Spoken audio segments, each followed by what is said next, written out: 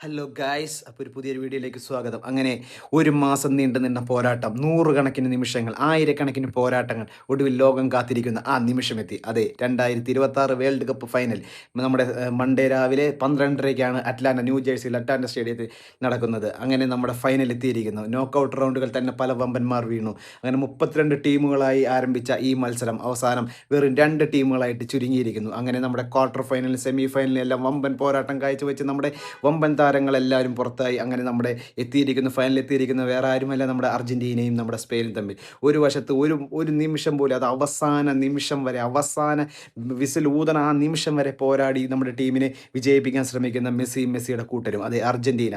മറ്റൊരിടത്ത് നമ്മുടെ പാസിങ്ങിലൂടെയും കൃത്യമായ കളികളുടെയും പ്രതിരോധത്തിൻ്റെ വലിയൊരു മല തന്നെ തീർത്ത് എല്ലാ ടീമുകൾക്കും ഒരു ഗോൾ പോലും അടുപ്പിക്കാതെ പ്രതിരോധത്തിലേന്തി നടക്കുന്ന നമ്മുടെ സ്പെയിനും. അങ്ങനെ സ്പെയിൻ എല്ലാ ടീമുകളെയും ഞെട്ടിച്ചൊരു ടീം തന്നെയാണ് സ്പെയിൻ. ആദ്യം ഇത്ര വലിയ പ്രതീക്ഷ നൽകിയില്ലെങ്കിലും അവസാന നിമിഷത്തോളം അവർ പൊരുതി, അവർ നേടി, അവർ ഫൈനലിലെത്തി. അങ്ങനെ കാത്തിരിക്കുന്നു ഒരേ ഒരു കപ്പ്, ഒരേ ഒരു രാത്രി, ഒരേ ഒരു ചാമ്പ്യൻ. അങ്ങനെ വെറും സ്പെയിൻ അർജൻറ്റീന വെറും നിസ്സാര മത്സരമല്ല. പലവട്ടം അവർ ഏറ്റുമുട്ടിയിട്ടെങ്കിലും മത്സരം സമനില 15 മത്സരങ്ങളോളം ഏറ്റുമുട്ടിയിട്ടെങ്കിലും 6-6 എന്നും ഉള്ള രീതിയിലായിരുന്നു അവരുടെ രണ്ടുപേരുടെയും വിജയം. കൂടാതെ 3 മത്സരങ്ങൾ അവർ സമനില പിരിഞ്ഞു.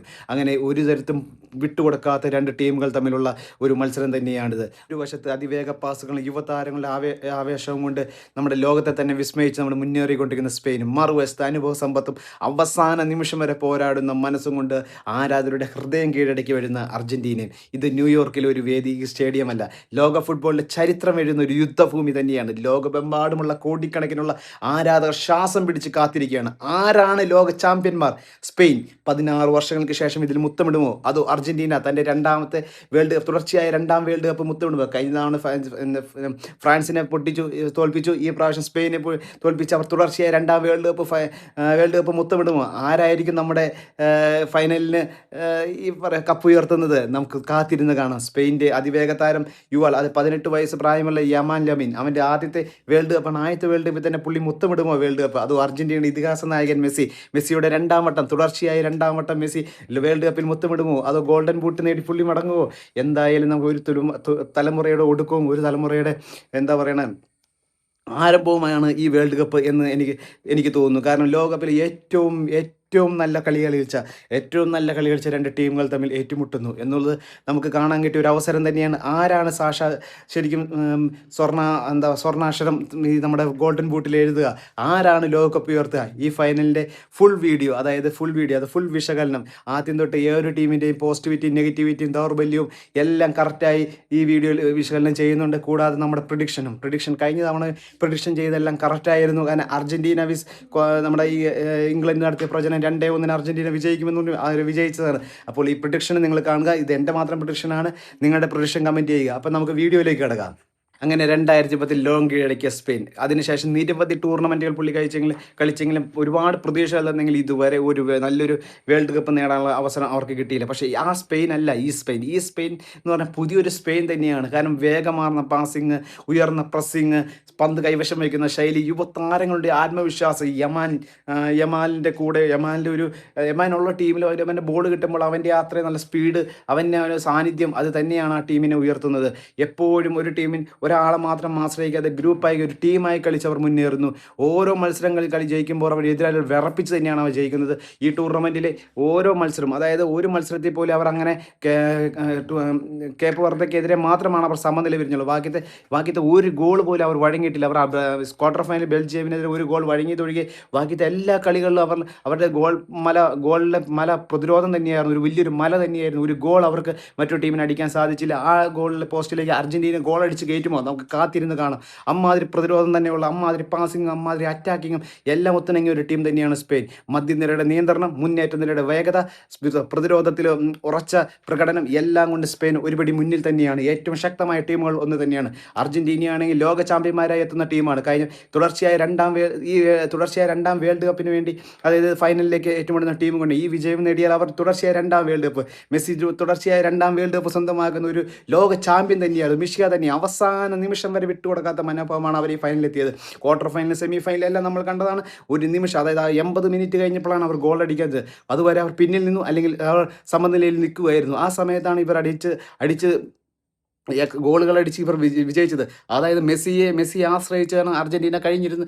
ഇത്ര മുന്നിൽ കളിച്ചിരുന്നുവെങ്കിൽ ഈ രണ്ട് ഫൈനൽ ക്വാർട്ടറിലും സെമിയിലും കളിച്ചത് അവർ മെസ്സിയെ ആശ്രയിച്ചല്ല. മെസ്സിയല്ല ഗോൾ അടിച്ചത്, മെസ്സി അസിസ്റ്റ് നൽകി എന്നല്ലാണ്ട് മെസ്സി ഗോൾ അടിക്കാൻ മെസ്സി സാധിച്ചില്ല. കാരണം മെസ്സി രണ്ട് ടീമുകൾ നന്നായി വരിഞ്ഞു പൂട്ടി എന്ന് പറയുന്നത്. അപ്പോൾ മെസ്സി സാവധാനം പുറകോട്ട് ഇറങ്ങി മെസ്സി മധ്യനിരയിൽ നിന്ന് ബോൾ നിയന്ത്രിച്ച് അങ്ങനെയാണ് മറ്റുള്ളവരെ കൊണ്ട് ഗോൾ അടിപ്പിച്ചത്. നമ്മുടെ ഫെർണാണ്ടസ്, നമ്മുടെ അൽവാരസ്, ഇവരൊന്നും പറയാതിരിക്കാൻ പറ്റില്ല.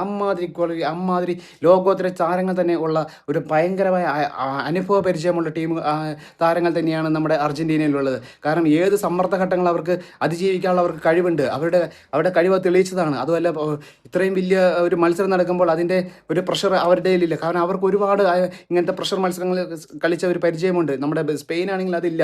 സ്പെയിൻ ഒരു നല്ലൊരു വേൾഡ് കപ്പ്, നല്ലൊരു ഫൈനൽ അല്ലെങ്കിൽ സമ്മർദ്ദഘട്ടങ്ങൾ അവർ എത്രത്തോളം കളിക്കുമെന്ന് നമുക്ക് കാത്തിരുന്ന് കാണണം. അങ്ങനെ ഈ ഫൈനലിൽ ആത്മവിശ്വാസത്തോടെ ഏറ്റവും കൂടുതൽ ഇറങ്ങുക എന്നുള്ളത് അർജന്റീന തന്നെയായിരിക്കും, നിസ്സംശയം പറയാം. അങ്ങനെ സ്പെയിൻ വിത്ത് അർജന്റീന ഒരു വമ്പൻ മത്സരം തന്നെയാണ് കാണാൻ നമ്മളെല്ലാവരും ആഗ്രഹിക്കുന്നത്. അത് തന്നെ നടക്കും. കാരണം ലോകത്തിൽ ഒന്നാം രണ്ടാം ഉള്ള ടീമുകൾ തമ്മിലുള്ള മത്സരമാകുമ്പോൾ പറയേണ്ട കാര്യമില്ലല്ലോ. അങ്ങനെ സ്പെയിനിൽ തന്നെ മെയിൻ താരങ്ങളായ ലാമിൻ്റെ വേഗതയും കൃത്യതയും ഡബ്ലിങ്ങും അടിപൊളിയാണ്. അവനെ എത്രത്തോളം അവനെ പൂട്ടാൻ സാധിക്കുന്നു അത്രത്തോളമായിരിക്കും അർജന്റീനയുടെ വിജയം എന്ന് പറയുന്നത്. നിക്കോ വില്യംസിൻ്റെ കൗണ്ടർ അറ്റാക്കുകൾ, പെട്രിയുടെ മിഡ്ഫീൽഡ് നിയന്ത്രണം, റോഡ്രിയുടെ പരിചയം, പ്രതിരോധത്തിൻ്റെ നിര തന്നെയാണ് അവർക്കുള്ളത്. അർജന്റീനയ്ക്കാണെങ്കിൽ പറയേണ്ട കാര്യമില്ല. ജൂലിയൻ അൽവാരസിൻ്റെ ഫിനിഷിങ്, എൽസോ ഫെർണാണ്ടസിൻ്റെ മധ്യനിര നിയന്ത്രണം, മറ്റേ അലക്സിൻ്റെ ക്രിയേറ്റിവിറ്റി, നമ്മുടെ ഗോൾ കീപ്പർ മാർട്ടിനാസിൻ്റെ ഗോൾ, അത് അമേസിങ് തന്നെയായിരുന്നു കഴിഞ്ഞ വേൾഡ് കപ്പിൽ. ഈ പ്രാവശ്യം അങ്ങനെ പുള്ളിക്ക് അത്രത്തോളം ശോഭിക്കാൻ പറ്റിയിട്ടില്ല. എന്നിരുന്നാൽ തന്നെയും പുള്ളി ഈ എന്താകും എന്ന ആ ഒരു അവസരം കിട്ടിയിട്ടില്ല. ഈ പുള്ളിക്ക് അവസരം കിട്ടുമോ എന്നറിയത്തില്ല. എന്തായാലും ദൗർബല്യവുമുണ്ട്, ശക്തികളുമുണ്ട്. നമ്മുടെ ദൗർബല്യം എന്ന് പറയുന്നത് മെയിനായിട്ടുള്ളത് ശക്തിയായിട്ടുള്ള സ്പെയിനിൽ പന്ത് കൈവശം വെച്ചുള്ള കളി, അത് ടിക് ടാക്ക് ഗെയിമാണ് അവർ കളിക്കുന്നത്. അത് പണ്ട് മുതലുള്ള കളി, അതേ കളി തന്നെയാണ് അവർ ഇപ്പോഴും കളിക്കുന്നത്. അതേപോലെ തന്നെ വേഗത കിട്ടിക്കഴിഞ്ഞാൽ അവസരം പാഴാക്കാതെ അവർ ഗോൾ അടിക്കുന്നു. യുവതാരങ്ങളുടെ ഊർജ്ജം, ഉയർന്ന പ്രസ്സിങ്, ഇതെല്ലാമാണ്. പക്ഷേ അവരുടെ നെഗറ്റിവിറ്റി എന്ന് എനിക്ക് തോന്നിയിട്ടുള്ളത് കൗണ്ടർ അറ്റാക്കുകൾ ചിലപ്പോൾ പ്രതിരോധം തുറന്നു കിടക്കും.